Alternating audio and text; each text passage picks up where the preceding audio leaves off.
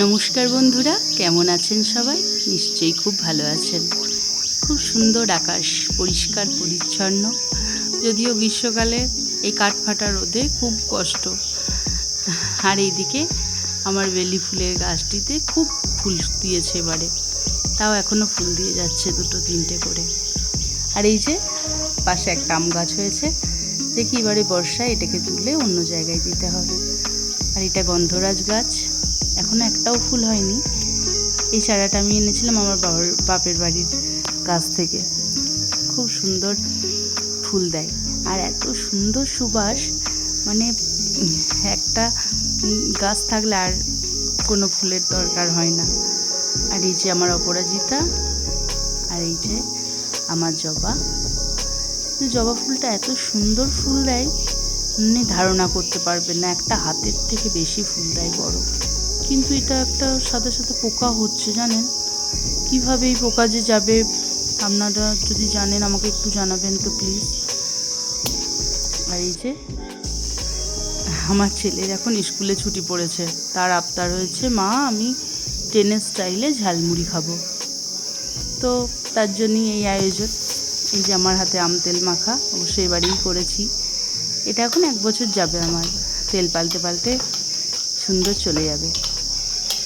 ওকে লঙ্কা দিলাম না, লঙ্কা তো খায় না। একটু তেল, একটু ছোলা, চানাচুর, পেঁয়াজ আর শসা মেখে দিলাম। আর এই গ্রীষ্মের ছুটিতে আমাদেরও খুব আনন্দ হতো, বলুন। ছোটোবেলায় কোথায় দৌড়াদৌড়ি, ছোটাছুটি, খেলা, লুকোচুরি। অবশ্য এখন আর সময় কোথায় বলুন ছেলেদের, যে তারা বাইরে গিয়ে খেলবে, ছুটবে না। এখন তাদের পড়ার চাপ, আর এই সিচুয়েশনেও আমাদের এখন ভয় লাগে মাদের, যে পাঠাবো এই দুপুরবেলায় কি হবে না হবে। আর আমরা গ্রামে মানুষ হয়েছি, দেদার বন্ধু ছিল, খেলেছি আর আনন্দ করেছি।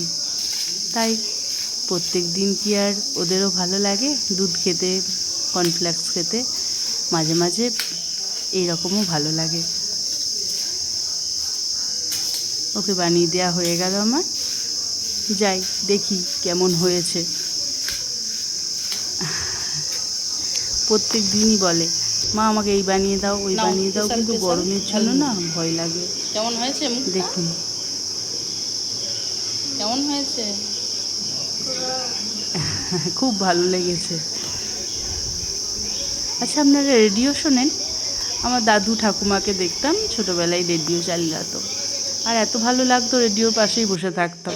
এই আমার রেডিও চলছে, খুব ভালো লাগে এই গানটা শুনতে।